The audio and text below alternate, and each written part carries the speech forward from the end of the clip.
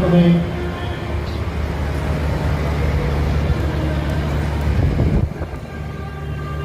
धन्वंतरी अमृत कलश को लेकर के प्रकट होते हैं।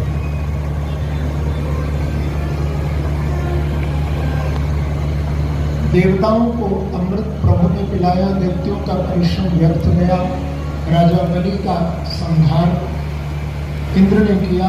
अपने राजा बलि के शरीर को लेकर के शुक्राचार्य के पास गए, मृत संजीवनी विद्या से पुनः जीवित कर दिया। श्री सुखदेव जी महाराज कहते हैं, देवताओं को स्वर्ग से हटा करके एक छत्र शासन राजा बलि कर दिए। एक दिन कश्यप जी महाराज, जो कि अदिति और दिति के पति हैं, अपनी अदिति के आश्रम पर गए। अदिति को उदास देख करके पूछा, दुखी क्यों है? तो कहा कि मेरे पुत्र देवता सुखी न हो। तो कश्यप जी को याद आई कि मैंने एक व्रत दिति को भी बताया था, पुष्करम। आज पलुव्रत नाम का व्रत अदिति को भी बताया, तुम इस व्रत को करो तो तुम्हारी मनोकामना पूर्ण होगी और संपत्ति की प्राप्ति भी होगी। ये संतान के भागवत के व्रत है। जो माताएं बहनें इस व्रत को करना चाहें तो कर सकती हैं। भागवत के 8-12 दिन का व्रत है। इसमें केवल दूध पी करके ही रहना होता है। ये संतान के सुख के लिए और संतति की प्राप्ति के लिए व्रत भागवत में है। बड़ा दिव्य व्रत है। फागुन के महीने में शुक्ल पक्ष में एकम से द्वादशी पर्यंत ये व्रत किया जाता है। तो ये व्रत किया और व्रत के प्रभाव से भगवान का दर्शन हुआ। बोले भगवान कि मेरे से कर मांगो। तो अदिति ने कहा कि भगवान आप मेरे पुत्र देवताओं को सुख प्रदान करें। तो भगवान ने कहा कि देवताओं की कार्य सिद्धि के लिए आपके घर पर अवतार धारण करूंगा और देवताओं की कार्य सिद्धि होगी। कश्यप जी के द्वारा अदिति माता ने गर्भ धारण किया और अदिति के गर्भ में आकर के साक्षात भगवान विराजमान हुए। मंगल में मुहूर्त में हितम बटुंबावनं दृष्ट्वा मोदमाना महर्षय कर्माणि कारयामि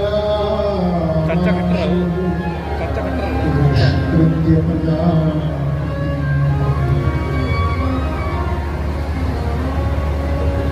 कितना सुंदर समय है। भागवत का महीना शुक्ल पक्ष, विजया नाम द्वादशी तिथि, श्रवण नक्षत्र है। ऐसे सुंदर दिन स्वर्ग में माता अदिति के गर्भ से साक्षात वामन भगवान प्रकट हो गए। बोल वामन देव भगवान की। आ रहे हैं वामन देव भगवान। इस झांकी का दर्शन करिए आप लोग भी। गोविंद राधे माधवा गोपाल राधे।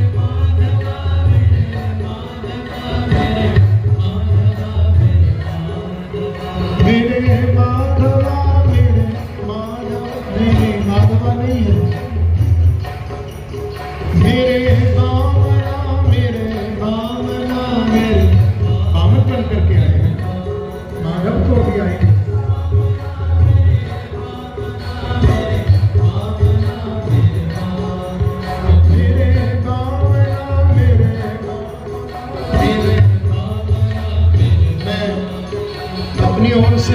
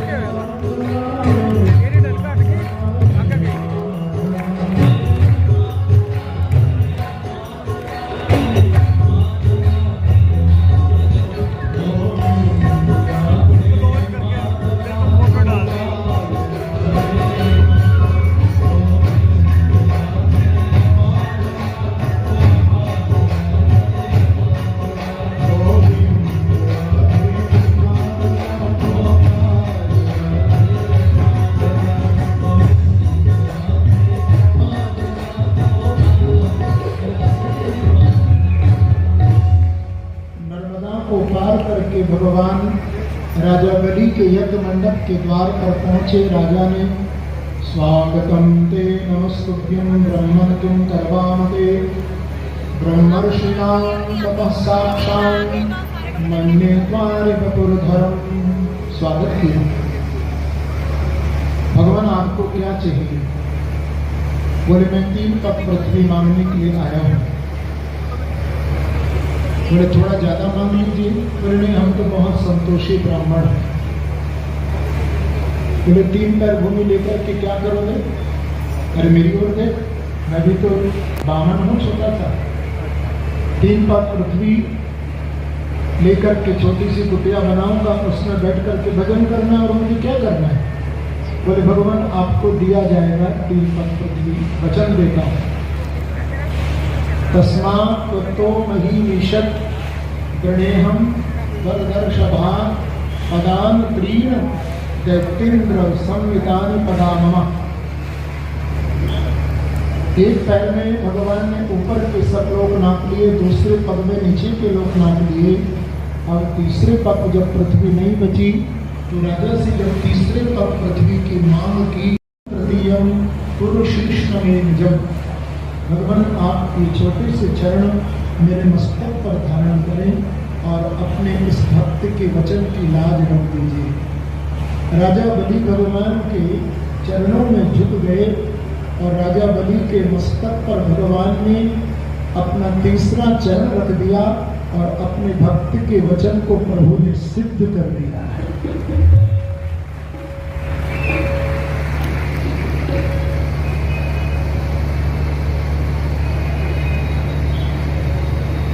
भगवान कहते हैं कि तुम राजा बलि अब सुतलोक में चले जाओ।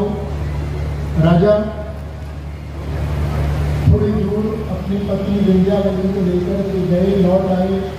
भगवान को कहा कि प्रभु हमें आपके वामन रूप का दर्शन कब होगा, ये तो बताइए ना। तो भगवान मन में सोचने लगे कि राजा ने मुझे अपना सब कुछ दे दिया, तो क्या मैं इसे अपना वामन रूप नहीं दे सकता हूँ? तो भगवान ने कहा कि राजा बलि देखो, जहाँ तुम सुतल लोक में रहोगे, तुम्हारे राजमहल के द्वार पर इस वामन रूप को धारण करके मैं हाथ में गदा लेकर सदा सदा के तुम्हारा चौकीदार बनकर के तुम्हारे दरवाजे पर खड़ा रहूंगा। तो आज भी भगवान एक रूप से उस सुतल लोक के अंदर राजा बलि के द्वार पर खड़े हैं। अहम भक्त पराधीन। भगवान को कोई आधीन कर सकता है तो केवल भगवान की भक्ति है। भगवान वहां से पधार रहे हैं। जोरदार ताली के साथ वामन भगवान का स्वागत है। वामन देव भगवान की जय।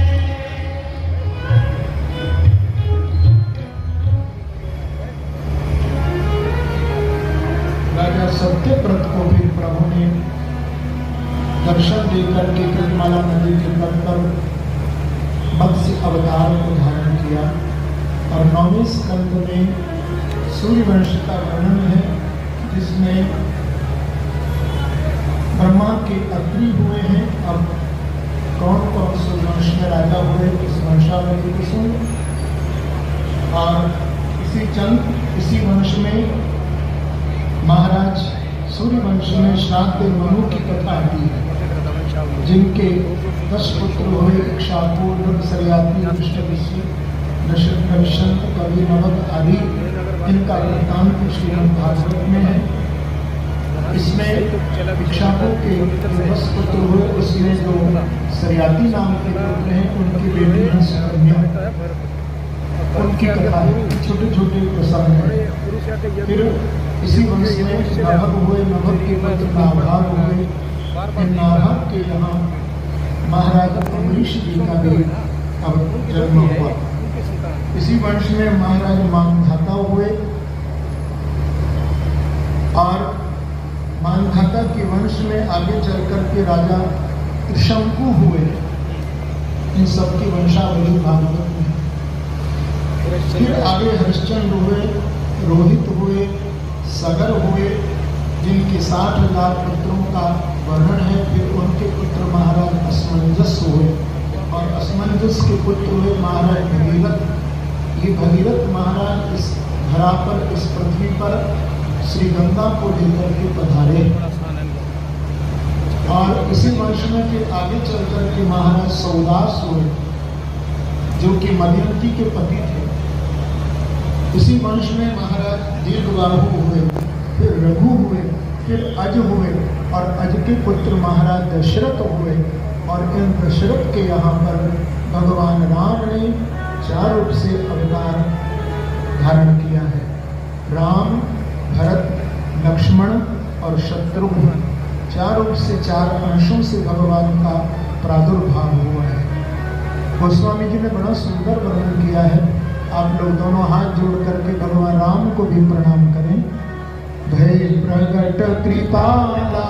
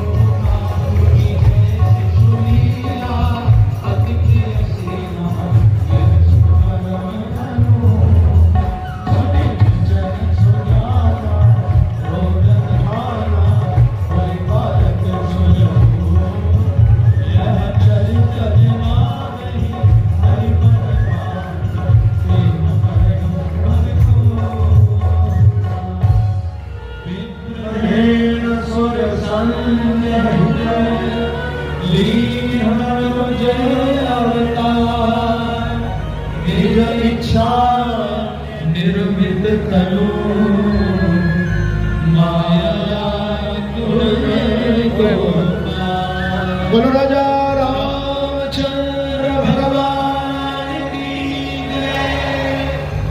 भगवान श्री राम हम सबकी रक्षा करें। श्री चंद्रवंश का वर्णन किया है। जातो गतः पितृग्रहान् ब्रज में विदार्थो हत्वा विमोषितशतान् कृतो उदार उत्पादितेषु पुरुषः कृतभी समीजे आत्मानमात्मनियमं प्रथयन् जनेषु। फिर चंद्रवंश में संक्षिप्त रूप से भगवान श्री कृष्ण की दिव्य लीलाओं का संकेत हुआ, परंतु राजा परीक्षित ने कहा कि गुरुदेव मुझे विस्तार से आप कृष्ण लीला का बखान करें। मैं तो कृष्ण लीला सुनने के लिए बैठा था, मुझे वंश की केवल कथा नहीं सुननी थी, मुझे तो आप वंशी वाले कृष्ण की कथा सुनाएं। तो सुखदेव जी कहते हैं कि राजन देखो, क्योंकि कथितो वंश विस्तारो भवता सोम सूर्यो राज्ञाम चौभय वंशानाम चरितम परमात्मतम। ये परीक्षित ने प्रश्न किया सुखदेव जी से। तो सुखदेव जी महाराज ने कहा कि एक बार पृथ्वी भार से आक्रांत होकर के ब्रह्मा जी की शरण में गई। ब्रह्मा जी ने पृथ्वी का जो कि गौर धारण करके खड़ी है, क्रंदन कर रही, तो लेकर के माता पृथ्वी को क्षीर सागर के तट पर गए। तत्र गत्वा जगन्नाथम देवदेवम प्रशाकविम पुरुषम पुरुषोत्तेन उपतस्ते समाहिता। जब गए तो भगवान की आकाशवाणी ब्रह्मा के हृदय में हुई और ब्रह्मा जी ने कहा कि वसुदेव कहे साक्षात। देखो देवताओं, माता पृथ्वी साक्षात भगवान का इस यदुवंश में अवतार होने जा रहा है। तुम सब अपने अपने अंशों से जाकर के यदुवंश में अवतार धारण करो। देवता प्रसन्न हुए, भगवान को प्रणाम करके वहां से अपने अपने लोगों को पधारते। परीक्षित, बड़ा सुंदर समय उपस्थित हुआ। उस समय मथुरा के राजा थे महाराज उग्रसेन, जिनके छोटे भैया हैं देवक। इनकी जो 7 बेटियों का विवाह, जिनका 6 का पूर्व विवाह वसुदेव जी के साथ संपन्न हो चुका है और सबसे छोटी है देवकी। जब ये शादी के योग्य हुई तो इनका विवाह संबंध वसुदेव जी के साथ तय किया। मंगल में मुहूर्त में दोनों का पाणिग्रहण हुआ। बहुत सा सामान भी प्रदान किया गया। जब बेटी की विदाई हो रही थी तो कंस की भी 5 बहनें थी, परंतु कंस का अपनी बहनों से इतना स्नेह नहीं था जितना कि अपनी चाचा की बेटी से स्नेह करते थे। कंस ने कहा कि मैं अपनी बहन को इसके राजमहलों तक छोड़ करके आऊंगा। घोड़ाओं की रास पकड़ ली कंस ने, सारथी को उतार दिया।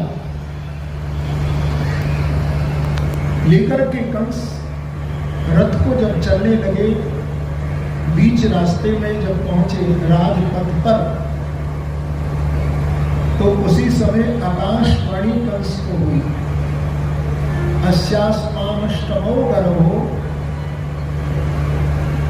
हंतायां कहसे बुधा।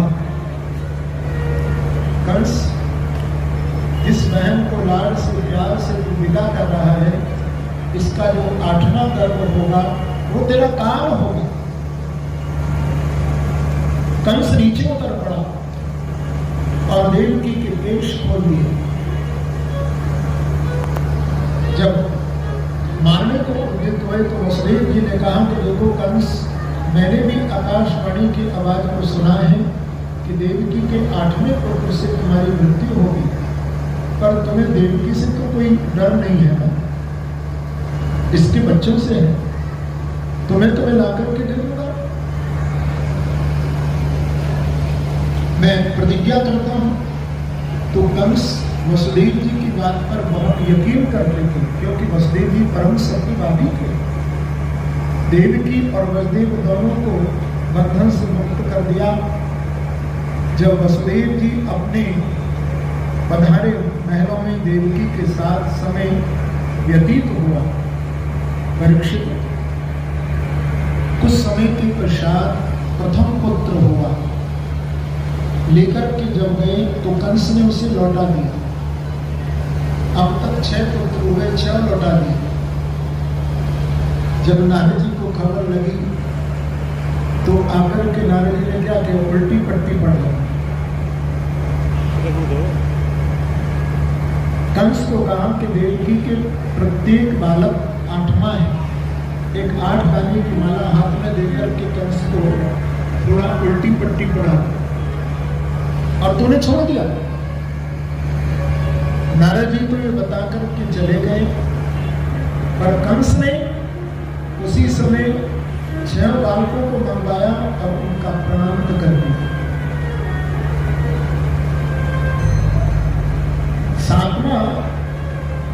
देवकी का गर्भ नष्ट हुआ, ये झूठा हमला मथुरा में हुआ। बोले अब तो मेरी बहन 8वां गर्भ धारण करेगी। सुखदेव जी महाराज कहते हैं कि परीक्षित वसुदेव और देवकी दोनों को कारागार में कंस ने बंद कर दिया, हथकड़ियां बेड़ियां डाल दी। भगवान जब वसुदेव जी के मन में प्रवेश किए और गर्भ में आकर के प्रभु विराजे, तो उस समय देवता गर्भ स्तुति करने के लिए वहां उपस्थित हुए। सत्यकृतम सत्यपरो त्रिसत्यम सत्यस्य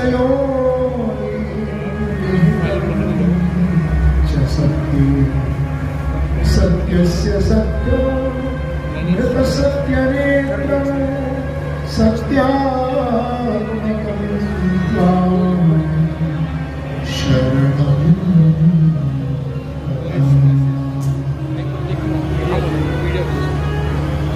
ब्रह्मा जी गर्भ स्तुति जब कर रहे थे, ब्रह्मा जी देवता भगवान को कहते हैं कि भगवान आप इस धरती के भार को उतारने के लिए अवतार लेने जा रहे हैं। हम देवता आपके जन्म में प्रभु प्रणाम करते हैं, आपको नमस्कार करते हैं। भार को तम बंधनों और अष्टमी तिथि बुधवार, जिस दिन रोहिणी नक्षत्र के तीसरे चरण में चंद्रमा प्रवेश कर रहा है,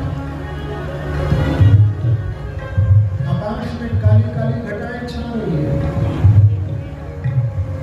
नदियों का जल स्वच्छ है, देव बाहर मंद मंद वर्षा हो रही है, बादलों में गर्जना है, बादलों में गर्जना है। मानो ऐसा लगता है कि भगवान की जय जयकार हो रही है। बलबां के बिहारी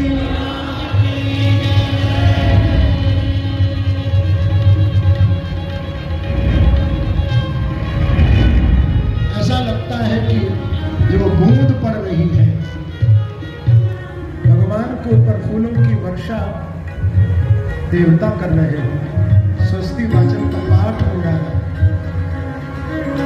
अर्धरात्रि का समय है, देवकी वसुदेव दोनों ही कंस के कारागार में भगवान का ध्यान कर रहे थे। परीक्षित ऐसे सुंदर दिन सुखदेव जी का मुखारविंद खिल गया। निशीते तमत भूते जाय माने जनार्दने,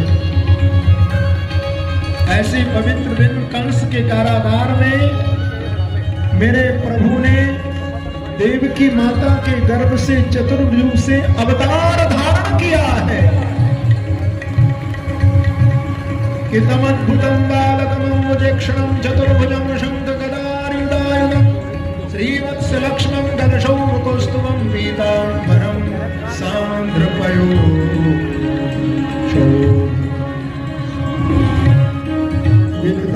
भगवान साक्षात् पुरुषं प्रकृते परा केवलं भवान् स्वरूपं सर्वरूपं यत्तमात्रं। देवकी और वसुदेव दोनों भगवान की स्तुति कर रहे हैं। देवकी माँ को और वसुदेव जी को भगवान ने कहा कि माता, हे पिता वसुदेव, आप मुझे नंद बाबा के गोकुल में छोड़ावें और उनकी जो कन्या है उसे आप ले आवें। बोले प्रभु आपकी आज्ञा शिरोधारी, पर एक प्रार्थना है, आप तो शंख चक्र गदा पद में लिए खड़े हो और मेरे मन में तो वात्सल्य भाव है, तो जैसे और माओं के लाल होते हैं इस संसार में, ऐसे छोटे से बालकृष्ण आप भी बन जाओ। तो माँ की प्रार्थना को पूर्ण करने के लिए भगवान ने अपना देखो चतुर्थ स्वरूप छिपा लिया और छोटे से बालकृष्ण बन करके अपनी मां की गोद में किलकारियां भरते हुए मेरे बालकृष्ण विराजमान हो गए। छोटे से बालक बन गए।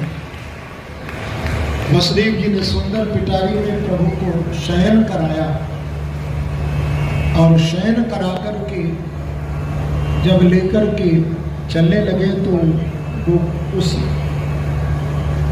जेल के द्वार खुल गए, पहरेदार चौकीदार सो गए। यमुना जी को चरणों का चरणामृत देकर के कृतार्थ किया। मार्गम गलो, यमुना जी हट गई। शेष भगवान छत्र छाया कर रहे हैं, लेकर के जा रहे हैं श्री गोकुल की ओर। आप लोग बैठ करके थोड़ा पाइए और उस पवित्र झांकी का दर्शन भी करें। जो सुना कि हमारी भाभी के लाला बहन है, दौड़ी दौड़ी नंद बाबा के पास गई और जाकर के बोली, भैया उठो उठो। बोले कहाँ बहन है? लाला बहन है। अब तो कहीं पगड़ी है और कहीं छड़ी है। गिरते पड़ते नंद बाबा सूत का ग्रह में पहुंचे। मैया ने लाला को वस्त्रों में ढक रखा है। अरे अपने लाला को दर्शन तो कराऊंगी, पर जी बताओ कि मुझे दिखाई में कहाँ दोगे? अरे जैसे तुम्हें लाला हो तो वैसे मुझे दिखाई में दे देंगे। तो वस्त्रों में ढके हुए बालकृष्ण लाल का दर्शन मां यशोदा नंद बाबा को करा रही है। जोरदार ताली से स्वागत है। नंद के लाला की, बाजे बिहारी लाल की। नंदस्वात्मनुत्पन्ने जातः लालो महामना, नाटः सुजनलंकृतः।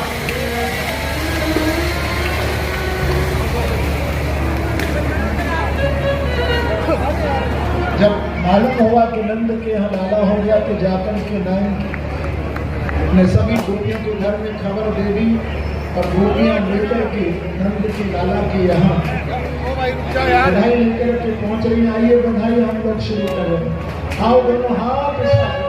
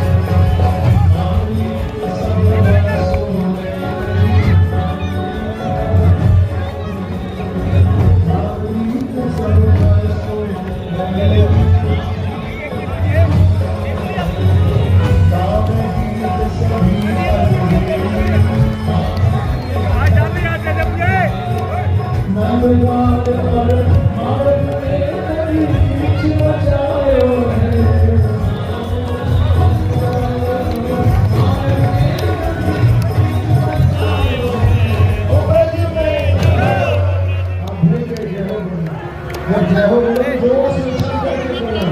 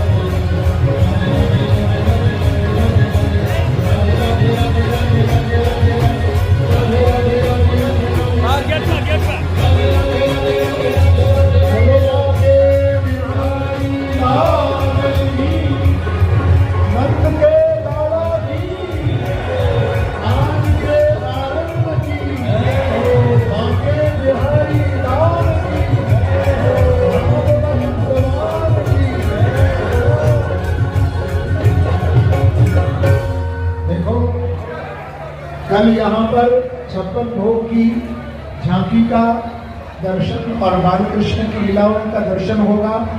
सबको प्रसाद भी कल विशेष मिलेगा, बड़ा सुंदर। सबको सूचना देना। अब 3 दिन यहाँ पर लाला की सुंदर सुंदर दिव्य लीलाओं का और झांकियों का आप पवित्र दर्शन करेंगे। अब उत्सव 3 दिन यहाँ बहुत उत्साह से हम लोग मनाएंगे। सबको सूचना देना और इस पवित्र श्री मां के बिहारी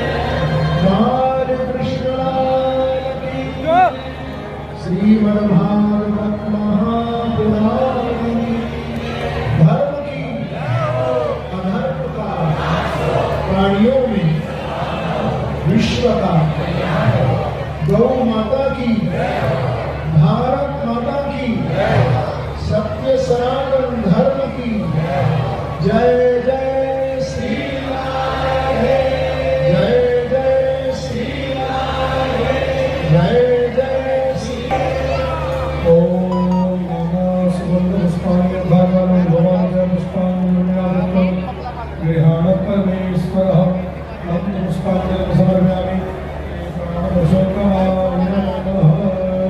श्री वृंदावन बिहारी जय भागवत